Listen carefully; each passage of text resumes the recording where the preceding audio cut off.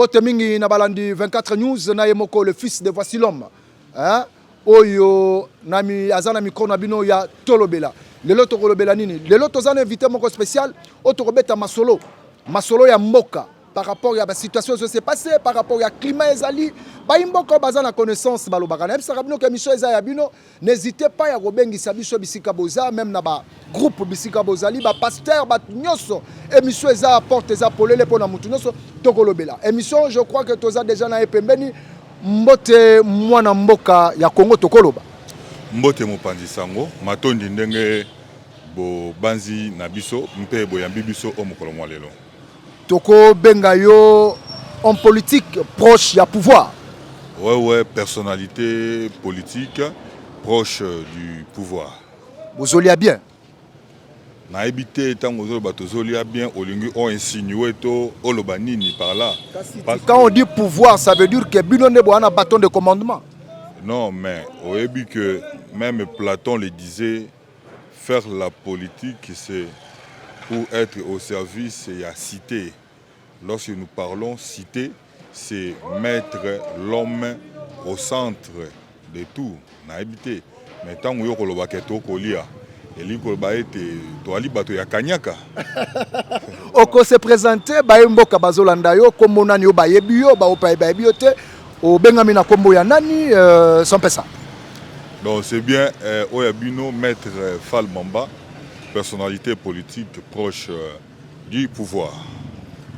Lelo nungu rimer mboke zo peli moto mboke za koningana okende boye kaka yango zonga bo constitution betana lisolo to betana lisolo ya constitution d'abord ezali.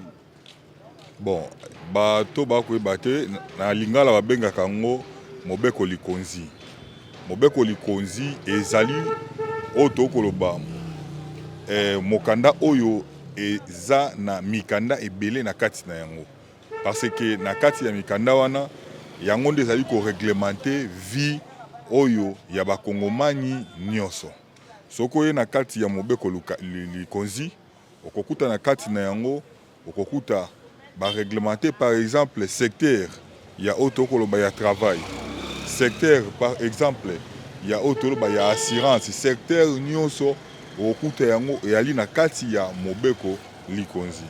Mais maintenant mobeko likonzi ndenge basala yango eli koloba ete il faut ezala adapté na ba réalité nyonso ya bamboka na bamboka. Soko kei par exemple na mikili ya mpoto o waputo ko benga par exemple France okuta kuna ba adapté mobeko likonzi na bango na ba réalité socio-culturelle o eyali pe ya bango. Mais vous allez voir que biso mobeko likonzi na biso yaki mobeko likonzi oyo echamaki na ba belligérants parce que ceux qui tozu batonions sont tous les protagonistes de cette époque centre to mambi o baki kowelela yaki mambi to ko benga pouvoir to yebi lo lenge kani musée Laurent Désiré ayaka na bokonzi ayaki par voie ya rébellion soko landi o ya succédaki ye azalaki pe rebelle nda succédaki ye mpe bato bandimaki ete ndesaki ete mboka esalaki fisir ekabwanaki. Pourquoi?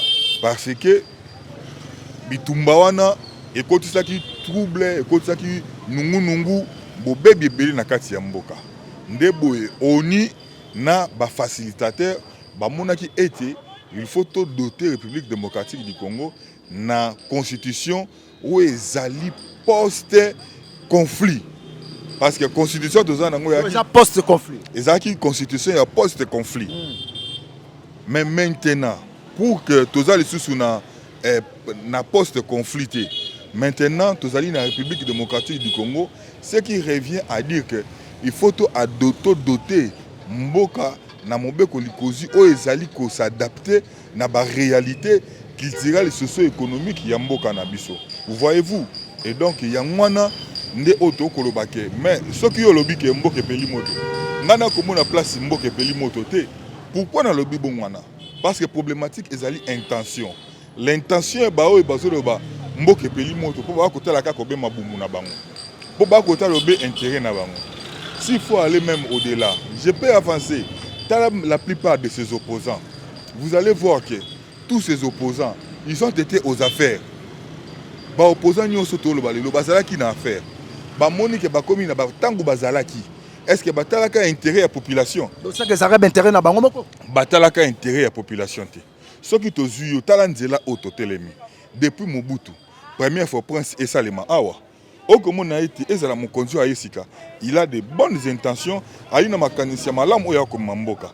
Mais doter la République na constitution o ezali adaptée na ba réalité socio-culturelle na biso. Nde yango fait pelisa moto na mboka. Donc ce koloba mona mboka Fall Mamba, ça veut dire que constitution ya kala ezalaki qui bloqué donc bakanga ki ba congolais en otage. Langage tokoka koloba yango na ezalaki na intérêt ya batu moko groupe ya ba individu moko boy. Constitution oyo ezalaki ya kala ngai to kobenga yango ezali constitution post conflit. Ozomona au lieu et place ya kobenga yango ya ba belgérant mais ezali constitution ya post conflit. Puisque eyaki uniquement pour résoudre des problématiques ya mboka ndenge kabwanaki. Mais maintenant il faut doter la République na constitution oyo et qu'occuper ko battre la maintenant écolo. Parce que vous voyez que tous allez les seuls pays au monde oyo ba frontière na biso partout to ali na bateau. To ali na bamboko to ali entouré na plusieurs frontières à la fois. Et donc il faut maintenant que doter la République na une constitution où ils allaient adapter na ba réalité ya mboka na biso, où ils allaient une constitution to mobeko likonzi où ils la fort pour pouvoir protéger maintenant le pouvoir de l'État. Moi mutuna muke mwana mboka Congo tangu UDPS ezalaka na opposition mais ba boyaka constitution oyo mais lelo bango na pouvoir balingi ba changer constitution. Ozomona ngote ke bango moko ba michek singana kingo te mais otuni mutuna ya malamu. Si vous suivez Oezali Kondo Etienne Tshisekedi, alaka bekolo ba été le jour où l'UDPS sera au pouvoir, cette constitution sera changée. Kondo Etienne alobaka yango. Mais c'est normal parce que dans le référendum à l'époque, si vous vous souvenez, l'UDPS n'était pas allé, l'UDPS était assimé à quel référendum. L'UDPS n'avait pas voté pour cette constitution. Et donc, allez-y comprendre que si aujourd'hui, l'UDPS se dit que nous devons consulter la population, parce qu'article 5 est clair. Et l'autre, mon côté, parce que même ce qui m'étonne, les amis, même l'article où le a verrouillé, c'est la population, non? Mais pour nous déverrouiller, il faut aussi que nous pas peuple. Quand on a peuple, il faut déverrouiller l'article X, Songolo Pakala. Ce qui peuple, il faut payer ça aval. Mais ce qui les autres savent que Bazali n'a peuple. Mais pourquoi ils ont peur? Il y a quoi affronter soit le référendum.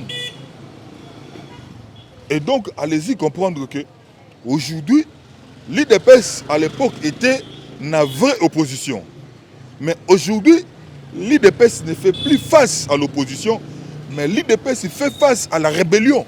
Parce que les Fayoulou, les Kabound et consorts, ils sont dans la complicité, dans la suite logique de la rébellion de Nanga et consorts. Ma preuve nango ezali. Mais écoutez, nous avons collaboré avec Kabound. Bissonde Moutounazali, cofondateur, il y a parti, il y a Jean-Marc Kabound. Kabound a copié que Benganangaï jamais. Parce que c'est nous qui avons fondé parti wana.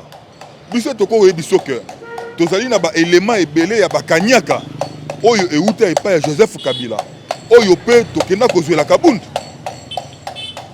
Population ba kosenga preuve nango. Soki kozali kosala biso pe malamu na numéro ya sima oyo la biso yango. Mais na lobi boye. Nga naza lokola hippopotame. Navandaka na mai. Na bimi na mai na kopesa sango te. Ngando za na mai na te ngando a malade. Yo lingo kota tembe. C'est que yo lakisa ba élément na mususu za nango. Pour nga na ali auto koloba preuve vivante. Élément ngaye. So élément ni mususu yo koluka. E utalo la to ekita. Moi mutuna bokabonela ki penani na Kabound. Na Jamar. Bon, écoutez, biso quand on s'est mis d'accord avec Kabound, c'était sur base des principes. C'était sur base, il y a idéal. C'était sur base, il y a une lutte politique concret et précis. Mais c'est par la suite, Kabound s'est méconduit dans le militantisme, Kabound s'est méconduit dans la rébellion. Tant que proche ya gouvernement, proche à pouvoir, au kokai kolobani na message na bango. Bon, moi, je pense que ils ont raté l'opportunité. Mais bazala kebele. Et ce que tangi bien batu bazala qui ba 50. Moi, je suis passé par là. D'ailleurs, véhicule nanga qui cassé, ils avaient attaqué même véhicule nanga. Ils ont dit là, il y a l'État. Moi, j'ai passé, attaqué qui véhicule nanga, c'est pour vous dire quoi? C'est pour vous dire que aujourd'hui, l'UDPS fait face à la rébellion. Et cette rébellion est soutenue par Paul Kagame, Nanga et Joseph Kabila. C'est eux aujourd'hui qui font la loi face à cette situation. Mais écoutez, est-ce que tu sais que je peux même te choquer? Cet argent, sous sa provenance, dans Fayula Zoki, Jean-Marc Azoki, Batebele Bazoki. Basa est là qui ketchup. Basa est là ketchup. Oui, Basa est là ketchup. Bana mboka ba Orlando bana ba image wana. Basa est là ketchup. Basa est là ketchup. Mutazoki te. D'ailleurs, biso to yebi ba scénario nyonso, to yebi ndenge le kaka. Donc les qui coup préparé. Ouais ouais. Montage mokobo. Bon, bah jouer, ils ne savent pas. Bah meki le seigneur de la rue. L'IDPS ça seigneur ya rue. Voilà pourquoi ils étaient engloutis. Opposition exatée. Baimboka bazo bana Congo bakozela nini na moment obiso tozali. Oko rassurer bango nini en tant que muto approche ya pouvoir. Non mais écoutez, c'est normal, nous allons consulter notre peuple pour na mambi matali constitution, référendum ko salema et population de à départager. Ceux qui bango basé belé, population andi mabango. Ceux qui biso, population ayamba. Mais biso constitution, il faut la changer pour l'intérêt supérieur de notre nation. Toujours changer constitution c'est pour nos intérêts, mais c'est pour l'intérêt supérieur de la nation. Voyez-vous par exemple, ndetito ya tribalisme comme il est belé. Moi je pense makambo mambi matali ba élection ya ba gouverneur, ça doit être suspendu. Mona mboka tango zolo ba makambo ya tribalisme koluba yango te parce que batunde bazolo bagabaluba ke baluba ne bakotisi tribalisme na kata mboko. Mais yo bosani ke tango Kabila azalaki aux affaires code ebandolo ba code 42 na fonction publique, code 46, code 52 elinko babaluba na bangala. Soko ke na fonction publique na ba entreprise nyonso obando kutaka mina sema mina kupita mina. Mais le komiga weto non, Félix Tshisekedi travaille avec tout le monde. Mais le problème maintenant c'est que chacun na coin na yé ndé azo sala tricage ya tribalisme. Parce que toko vous allez voir que tout le monde babikolo nyonso ya ko se retrouver autour de Félix Tshisekedi. Vous n'allez pas me dire que tous les ministres sont des louba. Vous n'allez pas me dire tous les bourgmestres. Il y a 24 communes à ville à Kinshasa. Ce sont les louba. Vous n'allez pas me dire tous les généraux. Ce sont les louba. Vous n'allez pas me dire bah, magistrats Nyoso. Ce sont les louba. Et donc, c'est un faux débat s'il faut aller dans ce sens. Moi, je pense que tout le monde se retrouve au sein, il y a Otokoloba, pouvoir, il y a IDPS. Nous avons Jacquemaine, Azam ministre de l'Intérieur. Vous allez me dire que Jacquemaine Chabani, Azam Moulouba, l'IAOU, la fonction publique. Vous allez me dire qu'il est Moulouba. Et donc c'est un faux débat et nous nous inscrivons en faux. Je pense que tout celui dorénavant, tout celui qui dira que Félix Tshisekedi c'est un dictateur, nous allons nous user notre voix pour que l'État, la justice, le ministère public à se mettre en mouvement afin que Moutouane a démontré que ce tribalisme Félix Tshisekedi est à un niveau nini. Très bien. To zoko bagase koko bana mona mboka fal mamba tozana e awa oyaza proche ya pouvoir mona mboka tolobela mwa muke maimboka mayezo le kana kati ya ville province na biso Kinshasa bosoto na bosoto. Ça veut dire que Daniel Bumba a échoué na mission na ye. O lelo ba nommé général Kassongo en passant na pesi ombote Sikaza Kabuki. Est-ce que récite cause à la nomination na Yoana? Bon, moi je pense que les alliés à complémentarité, Namambi Maïmatali, gestion, il y a cité. Vous savez, gérer c'est aussi prévoir. Et ce que Ndeko Daniel Bumba, on ne peut pas dire soudainement que Daniel Bumba a échoué dans l'ensemble. Non, mais dans la gestion, il y a toujours des points positifs et les points négatifs. Mais pourquoi ce qui m'écœure? Pourquoi on ne parle jamais d'un point positif il y a Bumba, mais on parle toujours d'un point négatif? Moi je pense que Bumba a fait ce qu'il pouvait à son niveau et la continuité est important. Je ne vois pas comment na cause mabanga na bamba Daniel Bumba. Mais toutefois, nous encourageons la continuité de l'État avec beaucoup plus de responsabilités. Le général Azui Oebabengi Bopeto, ya Kinshasa la ville province Nabiso. Est-ce que stratégie to lilobani no kokai ki ko lancer to ko yebisa général na population baza teti parce que congolais surtout kinois aza vraiment teti stratégie ni to lilobani no kokai ko lobela pour réussir makambo. Mais mutunyo so va précaution na hein. Mutunyo so va précaution. Ça veut dire c'est-à-dire que l'État, vous savez quoi? L'État c'est les Léviathans. En ce qui concerne l'ordre nakati ya cité, l'État ne négocie pas. L'État, c'est les Léviathans. L'État s'impose. On ne discute pas avec l'autorité de l'État. Donc, chacun doit prendre ses dispositions parce que là, on a affaire à un militaire. Lui, il ne vient que pour l'exécution. Et donc, si vous n'êtes pas à mesure d'obéir ou d'exécuter, la responsabilité vous revient. Je vous dis par exemple, Omelima Inayo Ozui bidon au bois Kinanzela, on vous attrape. Je pense qu'il y aura des amendes que vous devrez payer. Et donc là, vous avez affaire à un militaire et non à un civil. Moi, stratégie, moi, l'ikanisezo, moi, mutuna mukezo, ezo elangai, et sort nini kozala na ba société oyo fabrika ba plastique. Non, mais vous savez que la société wana et faut rappeler la taxe na bango. Ça, vous devez d'abord savoir. Je ne sais pas à quel niveau on doit responsabiliser la société wana. Parce qu'il y a des taxes colossales au la société wana bafutaka. Donc commencez d'abord par répertorier les taxes colossales au bafutaka. Parce que à mon humble avis, nakati ya ba taxe wana, il y a une part pour na bopeto. Ya kisasa ebimaka. Nakati ya part wana ya ba taxe bafutaka. Et donc je ne vois pas la responsabilité ya ba société wana.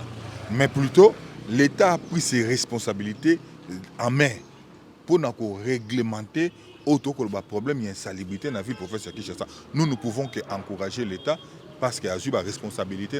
Il a remarqué que les pouvoirs qu'avait Bumba, donc il faut décentraliser les pouvoirs qu'avait Bumba. Il faut donner une part de responsabilité à quelqu'un que l'État estime qu'il est capable.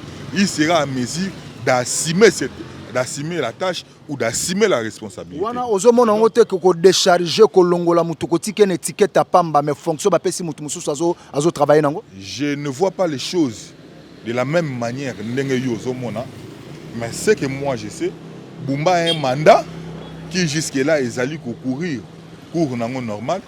Celui-là a été désigné par l'ordonnance présidentielle. Et leur collaboration, je pense que ça fera une bonne chose, cette complémentarité pour aider la ville province de Kinshasa. Banamboka bisika bozolanda biso boza tellement ebele na kosenga ka na bino ke soko tcheli biso pe karaboye e ko sala pe biso bien. O tcheli biso boye, o s'abonner, o liker e ko pesa biso leke. Na lola ezalaka na Nzambe. Sala na omokili me lola Nzambe moko yali. Tozo kende pona ko chiter lelo moi liloba ya suka nanu pona kokabwana na émission. Je crois que bakokomela biso pe bakobenga biso ke tozongisa lisusu deuxième numéro lelo kala mingi te match à Léopard ezobetama okoka koloba nini? Non, d'abord danzali ko souhaiter bonne chance na équipe nationale na biso. Mais sauf que nga nali ko déplorer mingi côté attaque tozali na tiwerte. Attaque na biso toza vraiment na tiwerte. Bakambo apparemment il a pris l'âge, réflexe wana zaï nango ya poto, aza nango susute.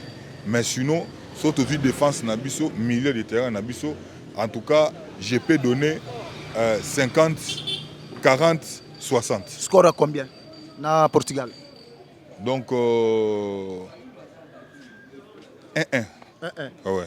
On dit que marche ya mwana mutuna nabiso marche na bango il y a le 12 et Simbaki.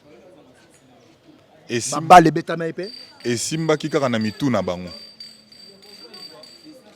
Mais na mukili normal boy. To yebi yango. Moi lilo basuka pona ko kabwana yo. Bon lilo basuka pona émission ya lelo. Nzambe apambola mboka na biso.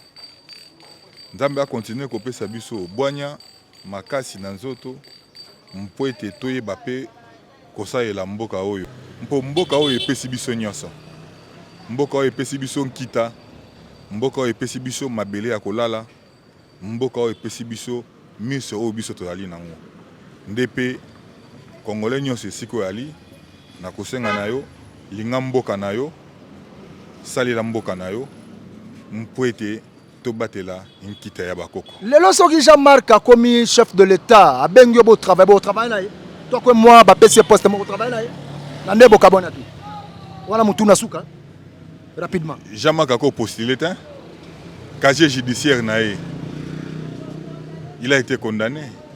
Tolo baté mais ana bat musupe ba condamné bango. Jean-Marc jusque là casier judiciaire na ye ezali entassé. Na tunika mutu na lelo soka zu poste abengi yo bo travail. Jean-Marc casier judiciaire na ye ezana problème. Lelo soki azu poste ba pesi bo travail bengi yo bo travail na Jean-Marc. Boke tu pas zali ako benga ta boke tu ba travailler. Merci beaucoup bana mboka bisika boza alobi ke boke tu azali wayambo. Est-ce que okonyataka makolono na kati ya Congo na yebite wana mutuna na tuni ya bino moko boza wana wayambo. Est-ce que okonyataka makolono na kati ya mboka Congo respecter mabele esika bakunda mutolo na yo keba lisusu keba bozala kebela ko landa émission na bino tolobela na moko le fils de Voici l'homme mon père pèse hein oyo d'activité za toujours ya kosala na mini fête de juif mini fête de juif bon excusez parce que tant moto zo pe la faut toujours kolekisata ma maman pe balekisaka pe moi mungu wa mukie na kata nzungu sala rappel moi leke na kosenga ka que bo sala biso boye et ko sala biso bien et bo s'abonner na émission na bino to monani mbala sima na numéro bino bolingaka je crois que bo komela biso bye.